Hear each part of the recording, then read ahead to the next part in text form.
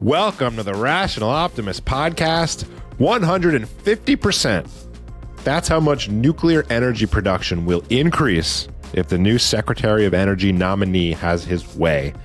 His name is Chris Wright. Stephen, please tell us about this guy. He sure seems like a rational optimist to me. So, I mean, the biggest thing about this, Dan, is just the huge change that we're going to get from what we currently have. So the governor of North Dakota is on record. So, of course, North Dakota at the center of the US fracking bill, which has been incredible. We can get into that a little bit later. But he's on record and saying the Biden administration, it's basically been doing everything it can to stifle energy production in America. It includes not issuing permits, launching environmental reviews, which take 4 years to complete, to kind of suppress these things, not greenlighting Keystone pipelines and stuff. Now, this guy, Chris Wright, he seems like a complete 180 from what we have today. So, natural gas supporter, to say the least, and a nuclear supporter. Let's talk about his natural gas support first. So, I mean, first of all, he seems like an eminently reasonable guy. The media is out with their usual attack lines that he's got no experience in government, as if that's a bad thing. They say doesn't believe in the climate crisis, but he does believe in climate change, which sounds very reasonable to me. And he is one of the fathers of fracking. He, 15 years ago, or however long it was, he was one of the first people to really push forward fracking in the United States. A leader of the fracking revolution. Today, he's CEO of Liberty Energy, which is the second largest fracking services company in the United States. So I find it deliciously ironic that the media lambastes this guy as being bad for the climate. As we know, fracking is the reason carbon emissions from the United States are down 20% over the last 20 years or so. So Chris Wright has done more to reduce carbon emissions than all of the environmentalists together times 10. Incredible. I loved his acceptance tweet. It was, "My dedication to bettering human lives remains steadfast, with a focus on making American energy more affordable, reliable and secure. Energy is the lifeblood that makes everything in life possible." Is this guy reading The Rational Optimist? I mean, this is literally what we're saying here. And there is no person more qualified to take this job than Chris Wright. I believe he's actually the first energy secretary in decades to have actually worked in the energy industry, which is incredible. It's kind of like we're seeing the doers step in and shape government policy rather than the kind of, lawyers, basically. I don't know the last time a guy like this was anywhere near the government. It is exciting. Yeah, incredible. And I mean, look, I hope there's been, obviously we talked about the Department of Government Efficiency last week and what that means and how to make it work. I think the number one thing here is just reducing the regulatory blocks.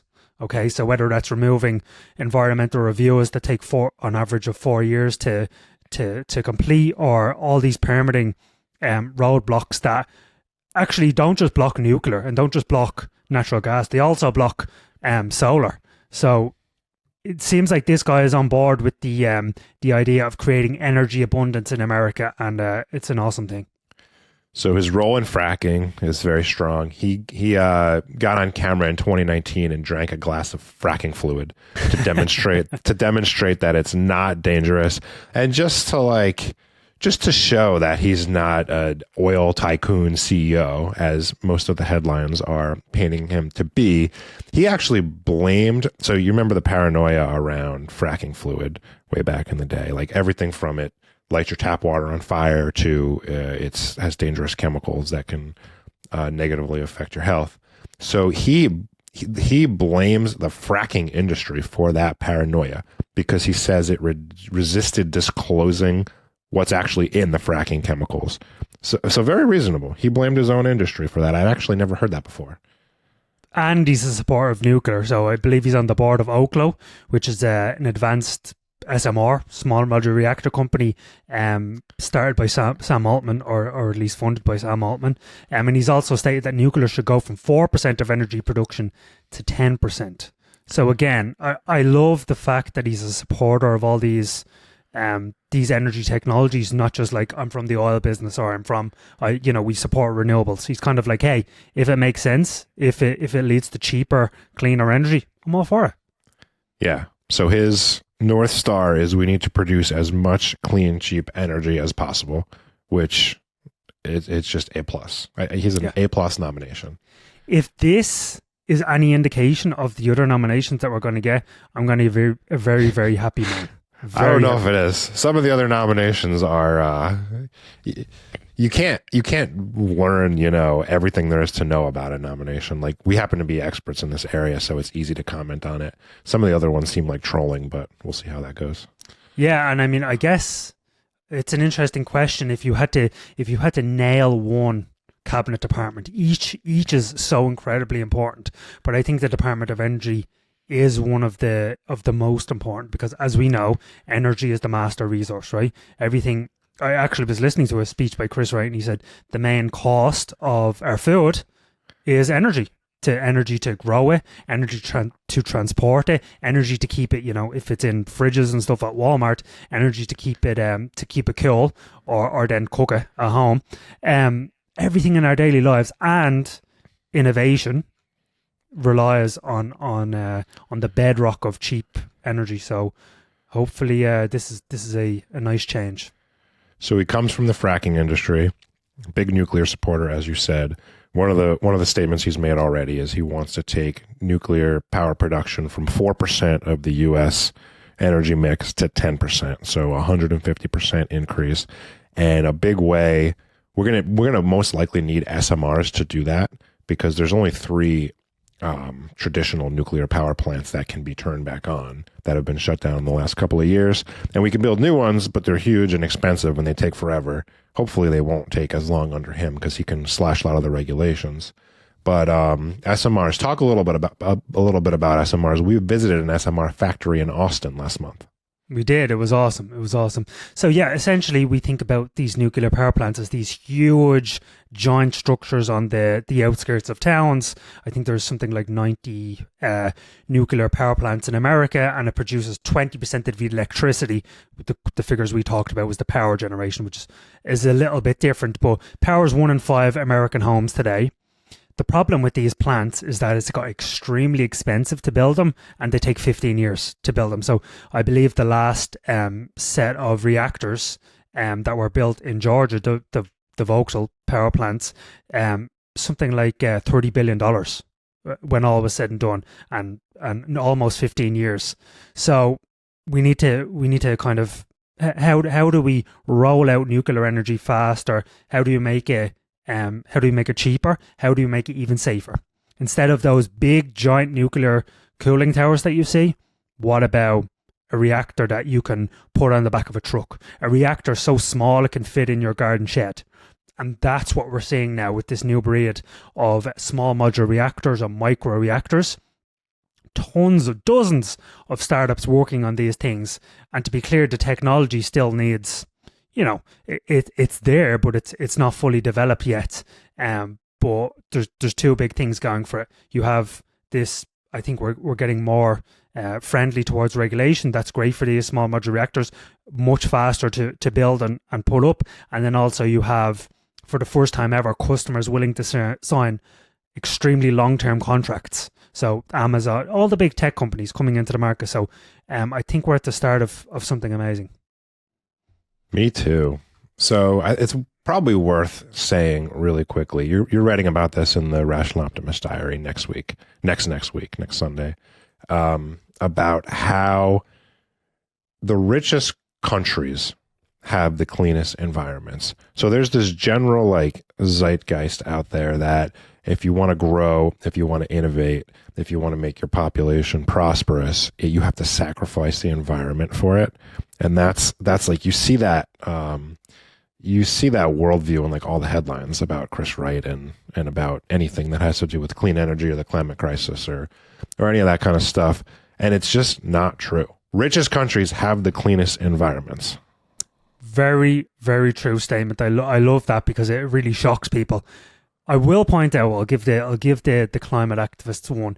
The arguments they are making were correct just 150 years ago or 100 years ago or even 50 years ago. Because if you think back to the Industrial Revolution, factors pumping out toxic smog that shrouded London in a thick blackish fog. But what we've gotten really good at is basically growing and not producing as much carbon emissions. So we'll show a chart on the screen right now which shows America's annual CO2 emissions over the past couple of decades. And you can see it peaked back in 2007 and has fallen around 20% since then. And yet, America's economy is larger than ever. And it goes back to something that we were talking about, fracking, right? 60% of that decline came from fracking alone, as Michael Schellenberger has pointed out. So yeah, let's put the next chart on the screen too. This is a chart of carbon intensity of the GDP of various countries. And you'll see basically when the lines go up, it means that the country's getting dirtier. If you consider carbon pollution, it's polluting more. But when it reaches a certain level of wealth, it looks like it's around like $6,000 GDP per capita, starts to decline. So it's true that when a poor country first starts to industrialize, they do sacrifice their environment. You could say China and India are probably still in that zone, or maybe they have just gotten out of it. But once you reach a certain point, most people have their basic needs taken care of, countries tend to turn to technology and things that they can do to grow while keeping their environment clean. So that's the basic reason why rich countries have the cleanest environments. So in case of climate emergency, get rich. That's the only way to do it. You have to go through the gauntlet first, right? There's at least we haven't seen yet a poor country kind of get wealthy without first of all damaging its environment to some extent. And it's honestly, you think about the trade-offs, it's worth it in the long term. Yeah, and people ask for proof of the fact that rich countries have the cleanest environments. London's air is cleaner than it's ever been. The U.S. has more forest land than it has in the last 100 years. Yale has their environmental performance index. I'm not exactly sure what it's called, but it shows this. It shows all the rich, industrialized Western nations have the cleanest environments. And a lot of the ones with the dirtiest environments, sure, there's China and India, but they're like African countries that don't produce much, but they still produce a lot of pollution because, like, you know, they burn dung or cardboard to cook and to keep warm. And so the best thing you can do for the environment is to help everyone get rich. True. People in Africa and Southeast Asia, millions, it's indoor air pollution, not outdoor air pollution from cars and ships and planes. Indoor air pollution from people burning, again, as you said, dung and things. One of the largest killers in emerging economies. And it's basically, parents know this. They know the smoke is going to damage their children's lungs, and yet they have no choice. It's either eat or do this. And they're just too poor to afford a stove. So our job is to not champion this degrowth mindset where we have to make ourselves poorer and produce less and consume less. It's to help them get wealthier. All right, let's end that rant and move on to prediction markets. Prediction markets. So, you know, on election night, this election was very, very different because usually everyone is glued to the TV screen, waiting for talking heads on CNN and NBC to call the latest county and what that could mean for the overall race. This election was the first ever election that was mainly happened on our phones, and it happened. And that was because of something called Polymarket, which is the world's largest prediction market. So why don't you tell everyone what the big deal is here? Well, spoiler alert, it told us who was the winner of the election many hours before any media, any corporate media could do so. And really, it had the correct election result priced in for a couple weeks leading up to the election. Trump was leading on Polymarket for weeks leading up to the election. And then as the election got closer, his lead got bigger and bigger. So I visited Polymarket all the time. And one of the reasons I did it is because I felt like Trump was probably going to win, but I always wondered in the back of my mind, like, am I just in an echo chamber? Do I just follow the people on Twitter that make me think this, or is this actually what's going on in the country? And it's a little check on, like, okay, I am sane. Okay. And it was at odds with the pollsters, which is an important point. The pollsters had Kamala Harris winning, or at least a 50-50, and definitely winning the popular vote. And there was a big debate leading up to the election as to who was right, the pollsters or the prediction markets. And we have a resounding answer. So pollsters, I mean, it's kind of fun to dunk on pollsters, but basically they've been wrong for, I don't know, at least 3 out of the past 4 elections. And essentially, when you think about I was actually chatting to this guy on the way to Austin recently. He told me the pollsters ring me up and I just tell them garbage. I just tell them the exact wrong things. And that's the problem with polls. Okay. Yeah. It's based, their surveys, and they have extremely low response rates. And there's no downside to lying, as this gentleman said. Whereas with prediction markets, the difference is that you can think about them as a giant collective brain where people bet real money on future events, right? You don't face any consequences for lying or saying something different at a poll. But in prediction markets, bad calls mean empty pockets. Okay, there's real money on the line here. I will say something about prediction markets. How much money is in the market really matters. So I believe there was over $3.5 billion waged on who was going to win the 2024 election on Polymarket, and it was spot on. Okay, it was spot on weeks in advance. It actually nailed the exact map, the Electoral College map. I think I had it a week before. What they did get wrong on Polymarket, where you could have made money betting against, is that they said the popular vote would go to Kamala, but there was much less signal in that market because there was a tenth or so of the volume bet. So there was like $350 million versus the $3.5 billion in the main market. So that's one thing that the prediction markets have been around for 35 years. People have been thinking about them. But what makes Polymarket different is that it was kind of the first time everyone could access it and see it. And the market just got so much bigger, which meant there was so much more signal in the market. Yeah, and so it's not that it's infallible. It's just a lot better than pollsters, right? It's I'm sure polling is a very hard job, but they were wrong in the same direction now 3 times in a row. Like, they vastly underestimated Trump's support 3 times in a row. Even though he lost in 2020, they underestimated his support. You'd think they'd make an adjustment, but then you go back to thinking about what you said, like the people who answer their phones and actually answer a pollster's call, they're probably like the lowest common denominator, right? Like, they probably have to call 20 people to get one answer, and the only people who answer are the people who don't have much else to do. So I'm definitely not answering a pollster if they ring me.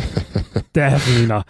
I mean, why I think this is interesting is you can care about elections, or you can not care about elections. Why this is interesting is I think this is a whole new alternate data source that people can use to kind of beat the market if you're an investor, or kind of a different way to think about things. So, you know, there's this great story of hedge funds using satellite images of Walmart parking lots about 15 years ago or so to predict the company's future earnings, and it actually worked. And basically, prediction markets hand you that kind of forecasting power for everything. So, you know, the way the Federal Reserve will hike rates, and we're like, well, what does this mean for the US dollar? Or like, I remember someone told us China is going to invade Taiwan in April 2024, which is months ago. It's a sure deal. And you kind of never know. You're always guessing. Well, now you can just go to Polymarket and say, well, what's the market odds of this happening? It's kind of like a stock market for every future event. Yeah, it gives new meaning to the phrase. The old saying in finance, don't tell me what you think, just tell me what's in your portfolio. Right. Opinions are cheap, but when you're going to make or lose money based on your opinion, that's when I'll pay attention. Right. And the amazing thing about these is that, so Polymarket, Americans are actually not allowed to use it. Luckily it's built on crypto blockchain rails, so you don't actually have to go through a bank to get to it. But Kalshi, which is the second largest prediction market and the largest legal one in America, that recently won a case against the FTC, I believe, in the Supreme Court, which legalized election betting markets for America. So this is going to be even bigger next time around. And yeah, it's amazing. Is Kalshi on crypto too? Kalshi, no, it's its own. You don't need to go through crypto rails to access it. I'll have to try to place some bets there. I've never tried it. Have you? No, I've never tried it. I need to though. I think Polymarket was 2 or 3 times larger this time around. But yeah, you would imagine this is a whole new type of finance that you're just gonna get all these type of things up there. Like I think about the Simon Ehrlich wager back years ago, when they bet would a basket commodities be cheaper or more expensive in a decade. And of course, Paul Ehrlich or Julian Simon, sorry, and Paul Ehrlich was the doomer that said population collapse was going to happen in the 1970s, and of course he was wrong. But I just think about people had no idea how to kind of weigh the odds back in the day, and now you can get these incredible bets, and everyone can see, and everyone can weigh in with their opinion too. What about the criticism that they can influence the outcome of events like the election? Yeah, I'm not quite sure. What do you think about that one? It's probably a valid criticism, but it's worth it. It's yeah. I mean, cost benefit analysis definitely just there's trade-offs. I would think that. So you go and talk to the 10 nearest people to you right now, okay? How many of them have heard of Polymarket? 0. Yes. So I think until we get really, really big, and then you would imagine that the stock market is obviously many tens of trillions of dollars, and there's ways to look at stocks. Say, hey, if oil stocks are going up or defense stocks, maybe Trump is going to win, or if solar stocks are going up, maybe Kamala was going to win. As far as I think about it, that actually it does not influence anyone's vote, right?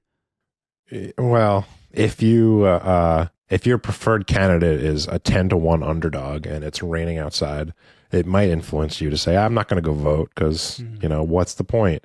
But I think I actually, it's an objective way to view who's going to win. Whereas the alternative is to listen to CNN or MSNBC or some other media source, and that they have all their own biases too. So I guess it's not perfect. It could influence the outcome, but it's better to have an objective source than subjective ones, right? Right. Yeah, and I think that the signal will only get larger as the markets just grow and grow. So very exciting. Maybe a new way to gamble some of your money as well. We just got a new breakthrough in nuclear fusion. So nuclear fusion, really quick. We have fission already. Fission is the traditional reactors we have. They split atoms, create lots of energy, but there's all sorts of risks associated with it, from disposing of radioactive waste to potential meltdowns, all that stuff. Fusion is putting the elements together rather than splitting them apart, and it holds a promise for limitless clean energy if we can ever get it right. It's what powers the sun. So this little breakthrough, but a little bit important breakthrough, is that a small team in New Zealand was able to create and contain a plasma cloud, which is the first step toward nuclear. I always get them confused. Fusion. I know. At around 300,000 degrees Celsius for 20 seconds in an experimental reactor. Yeah, this is like nuclear energy in reverse. So I'll put a quick chart on screen that just explains exactly what you said. Fission splits a larger atom into 2 or more smaller ones, and fusion, which is this new breakthrough, joins them together. It's incredible that this is the same process that powers the sun, essentially. And the problem, of course, is that you essentially, to get this to work, you have to recreate the sun or a star on Earth, right? So this was, did you say 300,000 degrees Celsius? Well, yeah. You need to heat a puff of gas to around 100 million degrees Celsius to get it to actually work for a sustained period of time, which is just incredible. More so incredible that this guy in New Zealand built this or created this thing from his apartment or something like that. I think he founded the company in his apartment. Obviously, yeah, he must have built this thing. But just incredible that you don't see many founders coming out of New Zealand, especially not nuclear founders. But he did it under 2 years and for less than $10 million. Now, I was at the Roots of Progress conference recently. We were talking about all these amazing futuristic things and everyone was pretty down on nuclear fusion simply because we have nuclear fission today. And we know how hard and long and arduous it is to get those approved. Like we're talking about small modular reactors. And now you want to take this unproven technology that we don't have any regulations for it, and you're saying it's going to be here by 2030. I mean, this company, I believe, says they could have something working in a few years. I'm gonna, as hopeful as I am about this, and as excited as I am, I'm gonna take the under on it. Yeah, same here. So the company's called OpenStar. Just really quick, like the basic physical problem with nuclear fusion is you have this impossibly hot material that nothing can touch, otherwise it destroys it. But you have to keep it in place in a special container that I think is a partial or a full vacuum.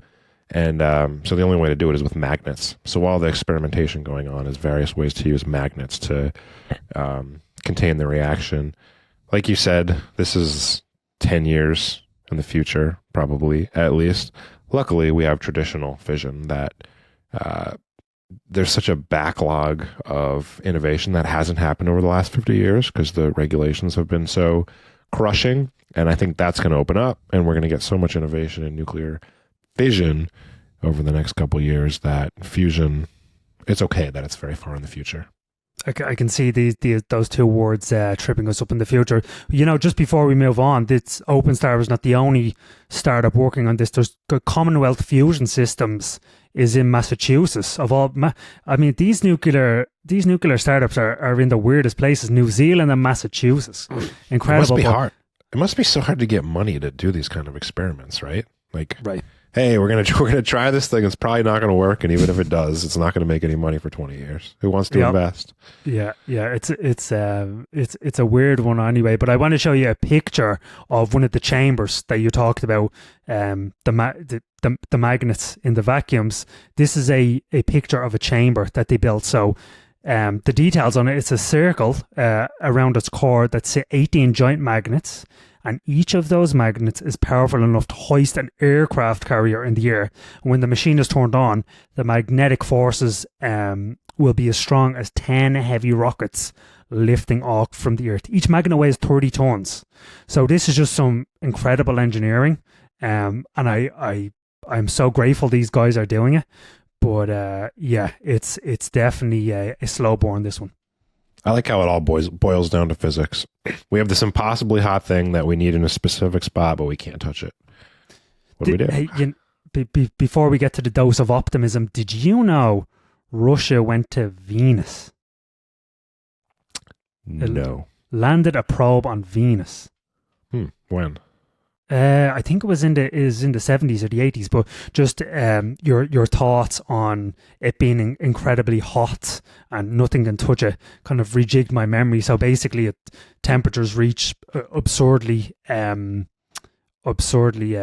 get absurdly hot, and the probes, they kept landing the probes and they just kept melting down.